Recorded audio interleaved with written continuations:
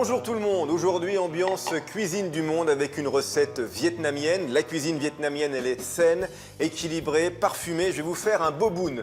Bo ça veut dire bœuf, bun ça veut dire vermicelle de riz. Il y aura donc les deux. Pour commencer, j'émince mon rhum steak. C'est un morceau d'une tendreté exceptionnelle, je peux vous dire qu'on va se faire plaisir et du bien à la fois. Plante incontournable de la cuisine asiatique, c'est la citronnelle. Et pour la marinade, on s'amuse avec toutes les saveurs, du sucré avec du sucre de canne, de l'ail et puis pour le salé, du ngoc mam. On peut dire que ça remplace le sel dans la cuisine vietnamienne et pour équilibrer tout ça, 2 cuillères à soupe d'huile neutre. Je laisse la marinade agir une demi-heure et j'attaque la cuisson de mes vermicelles de riz, les bounes, 5 minutes dans de l'eau bouillante salée. Quand elles sont cuites, refroidies et bien égouttées, j'attaque la cuisson de ma viande. Quand elle est cuite, je dispose ma viande autour des vermicelles de riz, quelques carottes râpées. La cuisine vietnamienne aime les herbes aromatiques, en voici de la menthe et de la coriandre. Quelques feuilles de laitue, de la cive et des cacahuètes. Et au moment de passer à table, il ne vous reste plus qu'à arroser avec une sauce à base de ngoc mam, encore lui, de citron vert et de piment. Et le tour est joué. À vos baguettes et à bientôt. Bonjour tout le monde, alors aujourd'hui je vous préviens, j'ai envie de faire des boulettes. Oh non! Ah, je vous rassure, celles qu'on mange, les vraies, rassembleuses. Boulettes de bœuf et quartier de potimarron, on en profite, c'est la saison. Alors une petite sauce, tiens, pour relever tout ça, c'est facile. Inspirée des saveurs du Maghreb, de l'huile d'olive, une pointe de sel et d'harissa, un petit peu d'ail et du ras el hanout. C'est le curry du Maghreb, si vous voulez. Le potimarron, j'adore ça, vous le savez. Je ne suis pas le seul, je crois. Et ce qui va être très pratique, c'est qu'on va conserver la peau pour le retirer au four. Un petit bain dans l'huile parfumée et direction le plat de cuisson. C'est parti pour 35 minutes à 180 degrés et à mi-cuisson, j'ajouterai les boulettes. Et pour faire des boulettes, il faut avoir les mains propres. Pour celle-ci, j'ai choisi une viande hachée pur bœuf et je vais l'assaisonner avec le restant de l'huile. C'est universel, les boulettes, on en trouve dans tous les pays. Les polpette en Italie, les kefta d'agneau au Maghreb et même en Suède, on en fait avec un mélange de bœuf et de porc. Et chose promise, chose due, à mi-cuisson, j'ajoute les boulettes au milieu des potimarrons. Et c'est reparti pour un petit 20 minutes. Le temps de hacher de la coriandre et de torréfier quelques pignons de pain. Et dès la sortie du four, je les parsème sur mon plat. Vous déposez le plat au milieu de la table et maintenant il n'y a plus qu'à se servir. Bon app!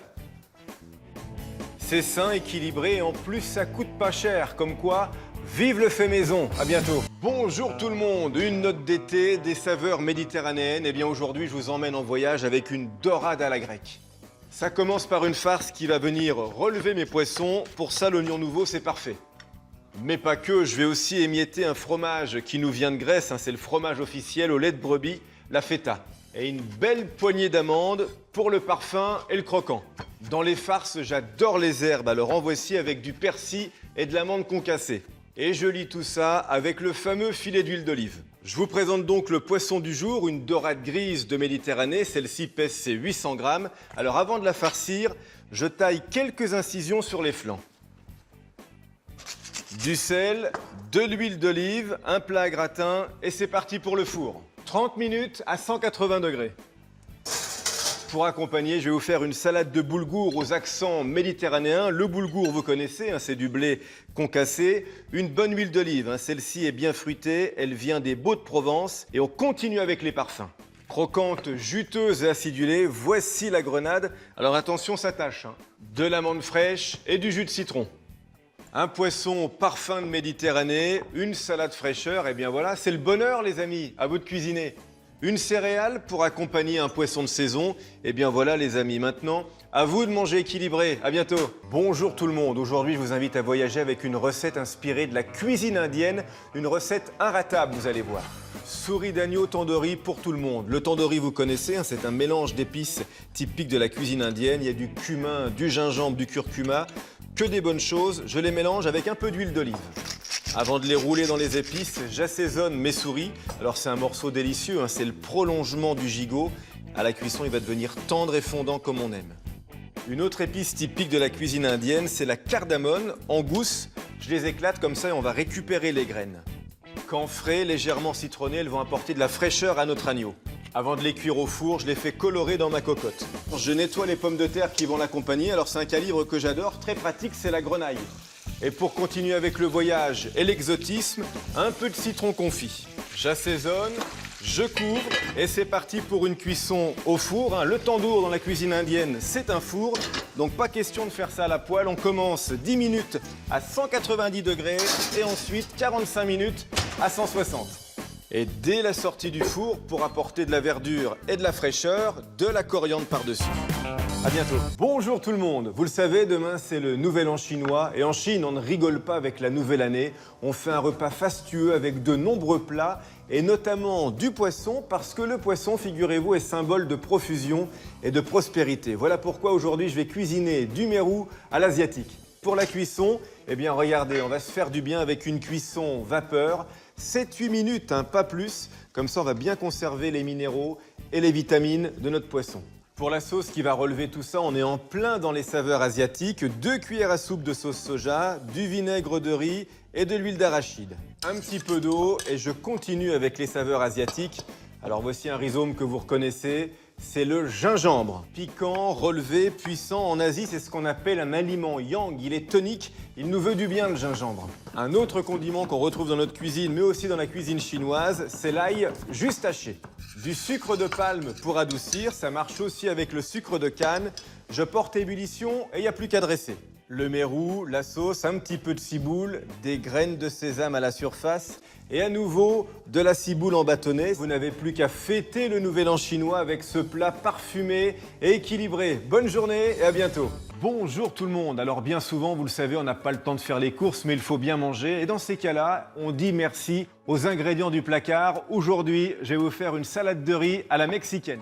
Et pas n'importe quel riz, j'ai choisi du riz noir, c'est du riz complet originaire de Chine. Alors aujourd'hui, on le cultive en Italie, il est un petit peu plus long à cuire, on va compter 50 minutes à petit frémissement. Pour les protéines végétales, j'utilise des haricots rouges en conserve et pour les céréales, du maïs bio. C'est encore la saison des tomates, alors allons-y avec une belle cœur de bœuf, une vraie, elle va apporter de la couleur, mais pas que. Dans le bac à légumes, il faut toujours avoir un petit peu de persil. Il va me permettre de colorer et parfumer la sauce chimichurri. C'est une sauce originaire d'Amérique latine, bien relevée. Cumin, paprika, quelques épices du placard. Du côté des aromates, de l'origan, de l'ail et de l'oignon. Et pour les liquides, du jus de citron, de l'huile d'olive et du vinaigre de vin. Et allons-y. Goûtons voir. Ouh, chimichurri. Et quand le riz vénéré est cuit, j'assemble tous les ingrédients. La sauce chimichurri et il n'y a plus qu'à déguster. Ce plat complet et végétarien vous attend sur MyTF1. Reprenons le pouvoir sur notre alimentation les amis et cuisinons. À bientôt.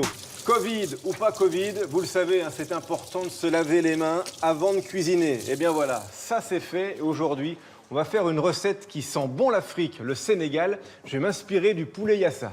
Un poulet fermier bien élevé, alors celui-ci vient du sud-ouest, une chair bien ferme, ça veut dire qu'il a gambadé et je vais le faire mariner le gaillard. 4 citrons jaunes, il faut bien ça, l'acidité va commencer à cuire la chair du poulet.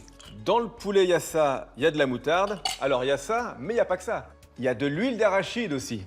Cette recette peut se faire en cocotte, mais aujourd'hui je vais la faire au four à 190 degrés. Alors attention, très important, tous les quarts d'heure, je retourne les morceaux dans la marinade.